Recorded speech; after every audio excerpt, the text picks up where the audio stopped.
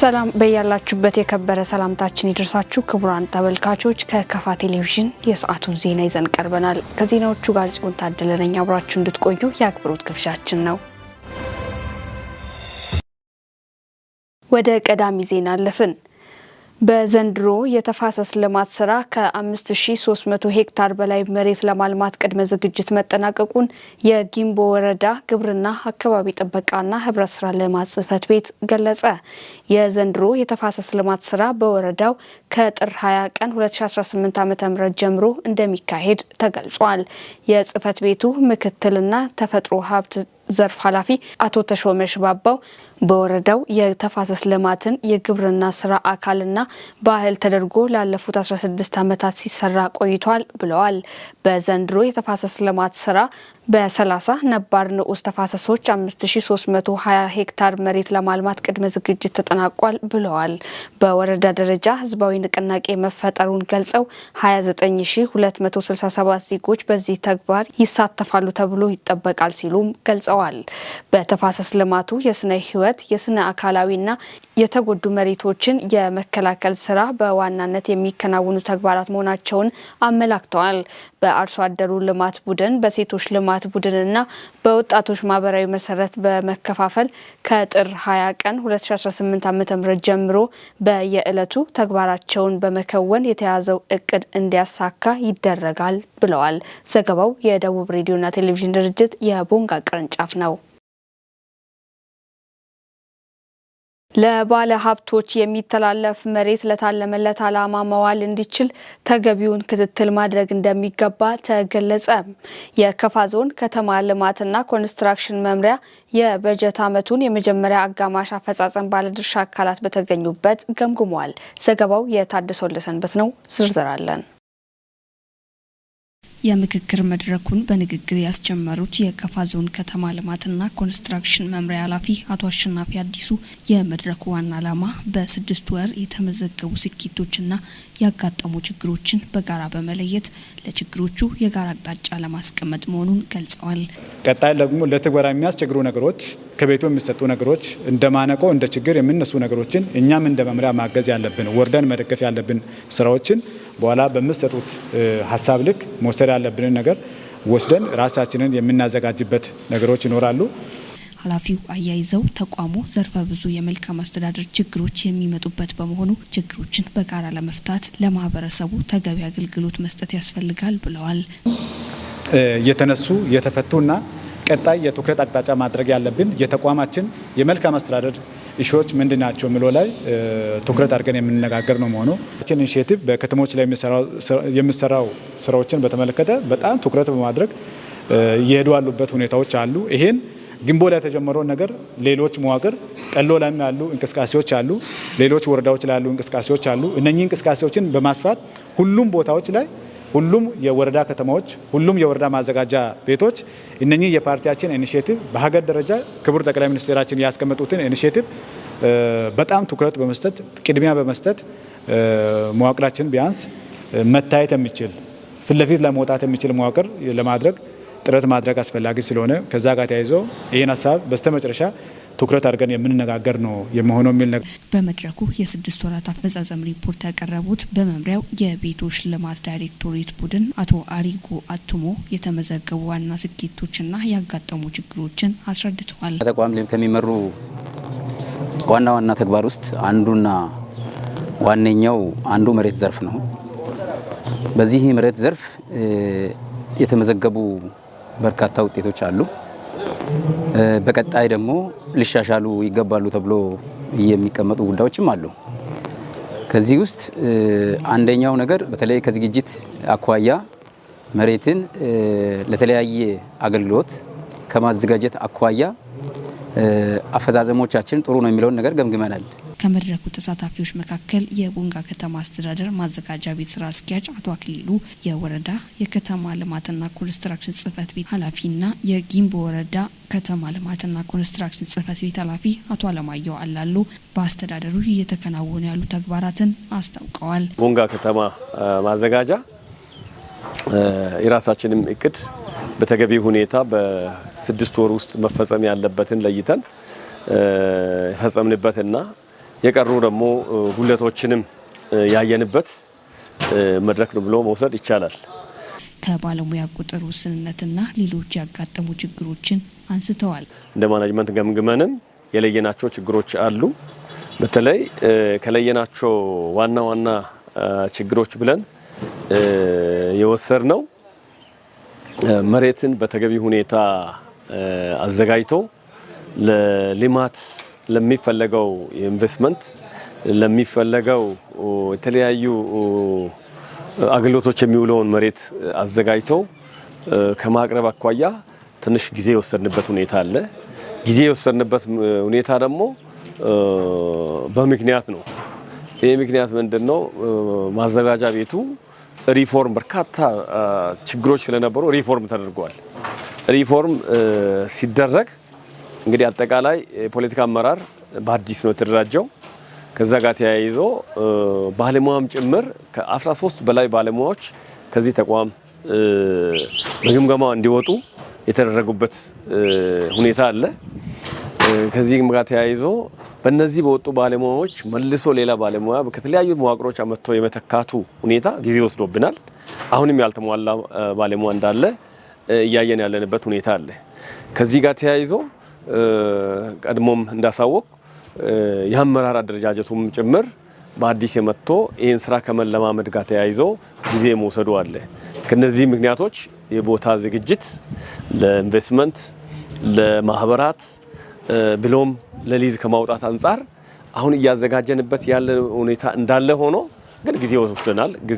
ጊዜ የወሰድንበት ደግሞ አሁን ባለው ሁኔታ ነባራዊ ሁኔታን ገምግሞ ከመያዝ ለወደፊት ደግሞ በእውቀት ለመምራት እንደሚያስችል መልኩ የውስጥና የውጭ አደረጃጀቶችን አጠናክሮ ለመሄድ በዛ ሂደት ውስጥ ጊዜ ስለተወሰደ እሱን በሚያካክስ መልኩ ደግሞ አሁን በጣም አግሬሲቭሊ እየሄድን ያለንበት ሁኔታ አለ።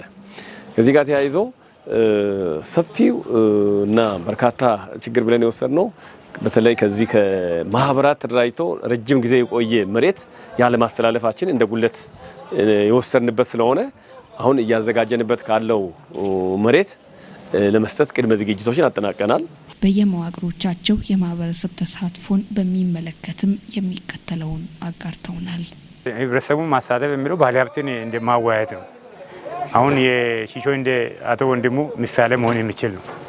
እየሄደ ያለው ነገር እንደ ግለሰብ 15 ሚሊዮን በላይ አውጥቶ ነው ኮሪደር መንገድ እየሰራ ያለው። እኛም ደግሞ ያን መነሻ አድርገን እንደ ግንቦ ለምን 10 አንድ ወንድሙ አይሆንም? ለምን 15 አንድ ወንድሙ መሆን አይችልም?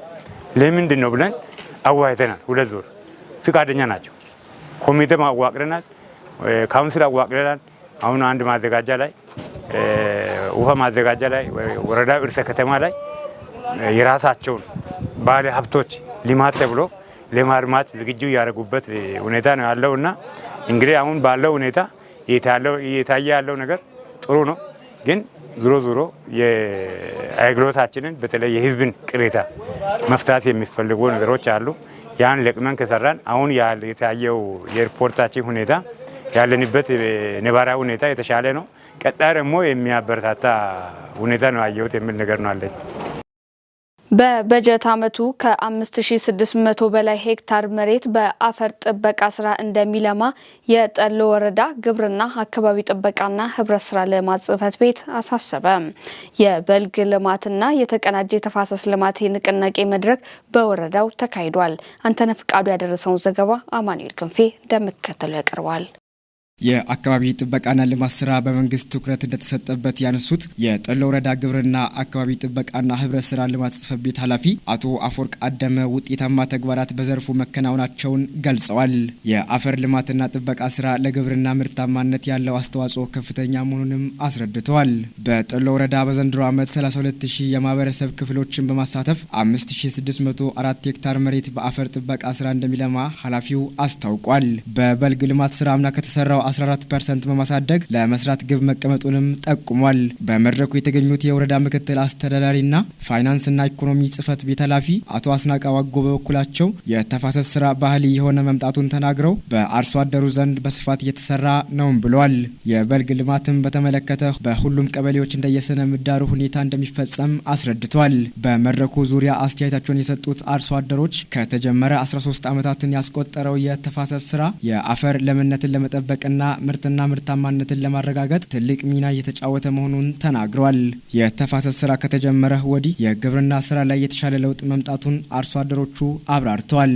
የተፋሰስ ስራ ሲጀምር በአርሶ አደሩ ዘንድ ብዙም ተቀባይነት እንዳልነበር ተናግረው አሁን ላይ ሁሉም አርሶ አደር በማሳው ላይ የተፋሰስ ስራ እንዲሰራ ፍላጎታቸው ከፍተኛ መሆኑን አንስተዋል። የበጀት ዓመቱን የተፋሰስ ስራ በተጠናከረ መልኩ ለማሳካት ዝግጅታችንን ጨርሰናል ሲሉም አርሶ አደሮች ሀሳባቸውን ሰጥተዋል። የካፋ ዞን ፓብሊክ ሰርቪስና የሰው ሀብት ልማት መምሪያ ኃላፊ አቶ ነጻነት ብርሃኑ፣ የወረዳ ከፍተኛ የመንግስት የስራ ኃላፊዎች፣ የቀበሌ የግብርና ባለሙያዎችና የሚመለከታቸው ባለድርሻ አካላት በመድረኩ ላይ ተገኝተዋል። አርሶ አደሮችን ከዘመናዊ ቴክኖሎጂዎች ጋር ማላመድና ተጠቃሚነታቸው እንዲረጋገጥ ማስቻል ጊዜ የማይሰጠው ተግባር በመሆኑ አመራሩም ሆነ ባለሙያው በዘርፉ ተቀናጅቶ መስራት እንዳለበት የሳይለም ወረዳ ግብርና አካባቢ ጥበቃና ህብረት ስራ ልማት ጽህፈት ቤት አሳሰበ። ጽህፈት ቤቱ በ2018 የበጀት ዓመት በ6 ወራት ጊዜ ውስጥ የተከናወኑ ተግባራትንና የ2018 በጀት ዓመት የተቀናጀ የተፋሰስ ልማት ንቅናቄን በተመለከተ ከሚመለከታቸው ባለድርሻ አካላት ጋር መክሯል። ዝርዝሩን ክፍለ ያለሙ ይዟል። በዚህ የአፈጻጸም ግምገማ መድረክ የተገኙት የሳይለም ወረዳ ዋና አስተዳዳሪ አቶ አማኑኤል አየለ በሁሉም የግብርና ዘርፎች አርሶ አደሮችን ተጠቃሚ ለማድረግና ግብርናውን ለማዘመን የታቀዱ ተግባራት ትኩረት እንዲሰጣቸው አሳስበዋል። ከቴክኖሎጂ አጠቃቀም ጋር በተያያዘ ውስንነቶች መኖራቸውን ያመለከቱት ዋና አስተዳዳሪው ይሄ ፈጽሞ መቀጠል የለበትም ብለዋል። መንግስት ለግብርናው ዘርፍ እድገት ትኩረት መስጠቱን የተናገሩት አቶ አማኑኤል በዝቅተኛ የኑሮ ደረጃና የአስተራረስ ዘይቤ ውስጥ የሚገኙ አርሶ አደሮችን ለማንቃት በግብርና ቴክኖሎጂና የእውቀት ሽግግር እንዲሁም የልምድ ልውውጥ ስራዎች ላይ በማተኮር የተዛቡ ግንዛቤዎችን ማረቅ እንደሚገባም አሳስበዋል። የሳይለም ወረዳ ምክትል አስተዳዳሪና የግብርና አካባቢ ጥበቃና ህብረት ስራ ልማት ጽህፈት ቤት ኃላፊው አቶ ታሪኩ መሸሻ የበልግና የመስኖ ስራን ከተፋሰስ ልማት ጋር በማጣመር የግብርና ትራንስፎርሜሽን ስራዎችን ለማሳካት የክላስተርና የኩታ ገጠም እርሻን ማስፋትና ማጠናከር ወሳኝ መሆኑን ገልጸዋል። አቶ ታሪኩ አክለውም በ2017-18 የአዝመራ ወቅት የግብርና ሴቶችን የሚጨምሩ የበልግ የመስኖ የሌማት ትሩፋት የእንስሳት ዝርያ ማሻሻልና በሌሎችም መስኮች የተከናወኑ ተግባራት ካለፉት ጊዜያት አንጻር ሲመዘኑ ውጤታማ ቢሆኑም አሁንም ለዘርፉ ማደግ ትኩረት መስጠት እንደሚገባ ገልጸዋል። በአፈርና ውሃ ጥበቃ በበልግና በመስኖ እንዲሁም በሌሎች የግብርና ተግባራት በቴክኖሎጂ የታገዘ ስራ ትኩረት ሰጥቶ መስራትና ውጤቱን በሚጠበቀው ልክ ማድረስ የሁላችን ኃላፊነት ሊሆን ይገባልም ብለዋል። በ2018 የበጀት ዓመት የሚከናወኑ የአፈርና ውሃ ጥበቃ ስራዎችን እንደየስነ ምህዳሩ ለመስራት የሚያስችል የቅድመ ዝግጅት ስራ መጠናቀቁን የገለጹት አቶ ታሪኩ ተግባሩ በሳይለም ወረዳ በሚገኙ ሁሉም ቀበሌዎች ጥር 20 2018 ዓመተ ምህረት በይፋ የሚጀመር መሆኑን አብራርተዋል። የካፋ ዞን ፍትህ መምሪያ ኃላፊ አቶ አብዮት ጌታቸው በበኩላቸው መንግስት ምርትና ምርታማነትን ለመጨመር ከሚያከናውናቸው ተግባራት መካከል ግብርና አንዱ መሆኑን ገልጸው ይህንን ተግባር ውጤታማ ለማድረግ ባለድርሻ አካላት የሚጠበቅባቸውን ኃላፊነት በተገቢው እንዲወጡ አሳስበዋል። የግብርና ተስማሚ ቴክኖሎጂዎችን ለአርሶ አደሩ ተደራሽ ማድረግ ምርትና ምርታማነትን ከማሳደግ በተጨማሪ የምግብ ዋስትናን ለማረጋገጥ ወሳኝ መሆኑን አቶ አብዮት አንስተዋል። በወረዳው ግብርና አካባቢ ጥበቃና ህብረት ስራ ልማት ጽህፈት ቤት ኃላፊው አቶ ታሪኩ መሸሻ በቀረበው ሪፖርት ዙሪያ ሀሳብና አስተያየት ከተሰጠበትና ለቀጣዩ ስራ ስኬት የጋራ አቅጣጫዎችን በማስቀመጥ መድረኩ ተጠናቋል። 1800 ሰዎችን በማዘዋወር ከ2 ቢሊዮን ብር በላይ ከግል ተበዳዮች አሰባስበዋል የተባሉ 28 ግለሰቦችን በፌዴራል ከፍተኛ ፍርድ ቤት ልደታ ምድብ ወንጀል ችሎት ክስ ተመሰረተባቸው።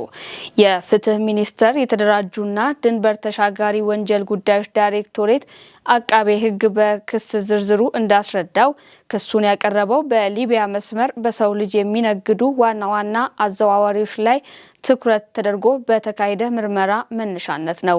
ዘገባው የፋና ብሮድካስቲንግ ኮርፖሬት ነው። ዝርዝር አለን። ተከሳሾቹ በሰው ልጅ ለመነገድ በማሰብ የተደራጀ የወንጀል ቡድን በማደራጀት እንዲሁም የቡድኑ አመራርና አባላት በመሆን በወንጀል ድርጊቱ ላይ መሳተፋቸውን አቃቤ ሕግ አስረድቷል። ተከሳሾቹ ወንጀሉን ለመፈጸም የወንጀል ቡድን አደራጅተው በስራቸው ሌሎች አነስተኛ ስራ የሚሰሩ ደላሎችን በመመልመል ሰዎች በሊቢያ በኩል ወደ አውሮፓ ገብተው የተሻለ ኑሮ እንደሚኖሩ በማሳመን ወደ ባህር ዳርና ጎንደር ከተሞች ሲልኩ መቆየታቸውን አብራርተዋል። እንዲሁም ከባህር ዳርና ጎንደር አካባቢ ሰዎችን ወደ ሱዳን ድንበር የሚያጓጉዙ ተቀጣሪዎችን በማዘጋጀት ኢመደበኛ በሆነ መንገድ ሰዎችን ከሀገር ሲያስወጡ ቆይተዋል ነው ያለው። ሰዎቹ ከኢትዮጵያ ድንበር ከወጡ በኋላ በዘረጉት የወንጀል መረብ አማካኝነት ወደ ሊቢያ ወስደው በመጋዘኖች ሲያጉሩና በሊቢያ በሚገኙ ተከሳሾችና ግብረ አበሮቻቸው በሚያስተዳድሩት መጋዘኖች ውስጥ በህይወት ለመቆየት ብቻ የሚያበቃቸውን ምግብ እንዲያገኙ አድርገው በመያዝ እንዲሁም ወደ ቤተሰቦቻቸው ስልክ በመደወል ከፍተኛ ገንዘብ በመጠየቅ ገንዘቡ እስኪከፈል በዕዳ መያዣ ማድረጋቸውን አቃቤ ሕጉ በክሱ አስረድቷል። በፍጥነት ገንዘብ ለመክፈል ላልቻለ የተበዳይ ቤተሰቦች ተበዳዩን እጅግ አሰቃቂ በሆነ ሁኔታ እየደበደቡና እያሰቃዩ በተንቀሳቃሽ ምስል በመቅረጽ ወደ ቤተሰቦቻቸው በመላክ ገንዘብ እንዲከፈል ጫና ሲያደርጉ መቆየታቸውንም ገልጿል። የተበዳይ ቤተሰቦች ገንዘብ አፈላልገው ለመክፈል ፈቃደኛ ሲሆኑ 8 ተከሳሾችና ሌሎች ግብረ አበሮቻቸውን የባንክ ሂሳብ በመጠቀምና ገንዘብ ሲሰበስቡ ቆይቷል ብሏል። ተይዘው በተከሰሱት 8 ገንዘብ ሰብሳቢዎች አማካኝነት ብቻ 2 ቢሊዮን 160 ሚሊዮን 863361 ብር መሰብሰባቸውን የአቃቤ ሕግ የክስ መዝገብ ያሳያል። ተከሳሾቹ የሰበሰቡት ገንዘብ በፍጥነት በመቀበልና በማስተዳደር ከገንዘቡ ሲጠቀሙና ለግብረ አበሮቻቸው ክፍያ መፈጸማቸውን አመላክቷል። ተከሳሾቹ ከዝውውር ወጪ የተረፈ ቀሪ ገንዘብን ከሀገር እንዲያሸሽ በማድረግ በውጪ ሀገር ሀብት አፍርተውበት እንዲሁም በሀገር ውስጥ ቋሚና ተንቀሳቃሽ ንብረቶች ማፍራታቸውንም ጠቅሷል። በአጠቃላይ በተደረገው ምርመራ በተከሳሾች በጠቅላላ 1800 ሰው የተጓጓዘ ሲሆን የ85 ሰዎች ማንነት መለየቱን አቃቤ ሕግ አስረድቷል። ከ85ቱ መካከል የ2 ሰዎች ሕይወታቸው ማለፉን፣ 2 ሰዎች በድብደባ ምክንያት ለበሽታ መዳረጋቸውንና 15 ሰዎች የደረሱበት እንዳልታወቀ አቃቤ ሕግ በክሱ ዘርዝሯል። ወደ ስፖርት መረጃዎች አለፍን። በቦንጋ ሁለገብ ስቴዲየም ሲካሄድ የነበረው 5ኛው ክልል አቀፍ የባህል ፌስቲቫል የተለያዩ ሻምፒዮኖችና የታዳጊዎች አቅም ምዘና ውድድር ተጠናቀቀ። ላለፉት 6 ተከታታይ ቀናት በቦንጋ ከተማ ሲካሄድ የቆየው 5ኛው ክልል አቀፍ የባህል ፌስቲቫል የልዩ ልዩ ስፖርቶች ሻምፒዮናና የታዳጊ ወጣቶች ምዘና ተጠናቀቀ። ውድድሩ በርካታ ተተኪ ስፖርተኞችን ለማፍራት እድል የከፈተ መሆኑን ተሳታፊ የቡድን መሪዎች ገልጸዋል። ውድድሩ የክልሉን የስፖርት ቱሪዝም ያነቃቃና የህዝብ ለህዝብ ትስስርን ያጠናከረ ሆኖ ተገኝቷል። ለዝግጅቱ ውጤታማነት የቦንጋ ከተማ አስተዳደር ምስጋና የተቸረው ሲሆን ብቃት ያላቸውን ተወዳዳሪዎች ለማግኘት እንዲህ ያለ ውድድር እጅግ አስፈላጊ መሆኑን የካፋ ዞን ባህል ቱሪዝምና ስፖርት መምሪያ ኃላፊዋ ወይዘሮ ታሪኳ ታከለ ገልጸዋል። ይህ ውድድር ክልላችንን የስፖርት ቱሪዝሙን ያነቃቃ እንዲሁም በቦንጋ ከተማውን መርጦ በርዕሰ ከተማችን በሆነችው ቦንጋ ከተማ ውድድሩ ሲካሄድ ከተማው በስፖርት ቱሪዝሙ እጅግ የተነቃቃበት በጣም በሚያምር ጸጥታው በሰፈነበት ሁኔታ እስከ ዛሬ ድረስ ሰላማዊ በሆነ መንገድ ውድድራችን ያበቃንበት መንገድ እጅግ የሚደነቅ የቦንጋ ከተማን ከንቲባ መላውን የህዝብ የምናመሰግንበት ነው። ቦንጋ ከተማን እባካችሁ አመስግኑልን። የክልሉ ባህል ቱሪዝምና ስፖርት ቢሮ ኃላፊው አቶ ፋንታውን ብላቴ በማጠቃለያ ንግግራቸው በዘንድሮ ዝግጅት የክልሉን ህዝቦች ባህልና ታሪክ ልውውጥና ትውውቅ እንዲሁም ክልሉን የሚወክሉ ብቃት ያላቸውን ተተኪዎችን መመልመል ዓላማ ያደረገ እንደነበር ተናግረዋል። በዚህ ውድድር ውስጥ ተስፋ ያደረግነው አንዱ የክልላችን ህዝቦች ባህል ልውውጥ፣ የክልላችን ህዝቦች ታሪክ ልውውጥ፣ አንድነት፣ እርስ በርስ መተዋወቅ እንዲሁም ደግሞ በታዳጊዎች ውስጥ እርስ በርስ እንዲተዋወቁና ቀጣይ ለክልላችንና ለሀገራችን ተስፋ የሚጣልባቸውን ታዳጊዎች የምንመለምልበት የምንመለከትበት ጉልበታቸውን አቅማቸውንና ክህሎታቸውን የምንፈትሽበት ሆኖ የጀመርንበት ስለሆነ እነዚህን ሁሉ ዓላማዎችን በማሳካት የተጠናቀቀ ውድድር ነው። እንኳን ደስ ያላችሁ፣ እንኳን ደስ ያለን። ክልሉ በህዝቦች መካከል ካለው ፍጹም ወንድማማችነት መኖር ምክንያት ሰላማዊ ውድድር በማድረግ የሰላም ደሴት መሆኑን ማረጋገጥ ተችሏል ብለዋል። በዚህ ውድድር ውስጥ ትልቁና የተመለከትነው ስፖርት የሰላም መሰረት ነው። ስፖርት ለሰላም ግንባታ ትልቁ አቅም ያለው ኃይል ያለው ዘርፍ ነው። በዚህ ውስጥ ክልላችን በፍጹም ሰላማዊ እንደሆነ በህዝቦች መካከል መፈቃቀርና የሰላም ፍላጎት እንዳለ በዚህ ጨዋታ ውስጥ በሳምንቱ ቆይታ መካከል ምንም አይነት ኮሽታ ያልሰማንበት ለጸጥታው መዋቅር ተመልካቾችም ደጋፊዎችም ተጫዋቾችም አጋዥ ስለሆናችሁ የሰላሙና የጸጥታው ባለቤት ስለሆናችሁ ክልላችን የሰላም ደሴት መሆኗን ስላበሰራችሁ በክልሉ ህዝብና በራሴ ስም ደግሜ አመሰግናለሁ። ቦንጋ ከተማ የተዘጋጀው ይህ ውድድር የቱሪዝም ማነቃቂያ በመሆኑ የገቢ አቅምን በማሳደግ ረገድ ድርሻው ከፍተኛ ነው ብለዋል። ኢትዮጵያ በበርካታ የልማት እንቅስቃሴዎች ውስጥ ጉልህ ድርሻ ቢኖራትም በስፖርቱ ዘርፍ የታየውን ክፍተት ለመድፈን የሚያስችል አገር አቀፍ ፕሮጀክት በክቡር ጠቅላይ ሚኒስትር ዶክተር አብይ አህመድ በተጀመረው ኢኒሼቲቭ ታዳጊዎችን ለነገዋ ሀገር የበኩላቸውን እንዲያበረክቱ ለማድረግ ብቁ ታዳጊዎችን ማፍራት እየተቻለ መሆኑንም ጠቅሰዋል። በሻምፒዮናው የካፋ ታዳጊዎች ከሸካ ዞን ባደረጉት ጨዋታ የሸካ ዞን የዋንጫ ባለቤት መሆን ችሏል። በዚህ ውድድር የተሻለ ውጤት ላስመዘገቡ ቡድኖችና ተሳታፊዎች የዋንጫና ምስክር ወረቀት ተበርክቷል።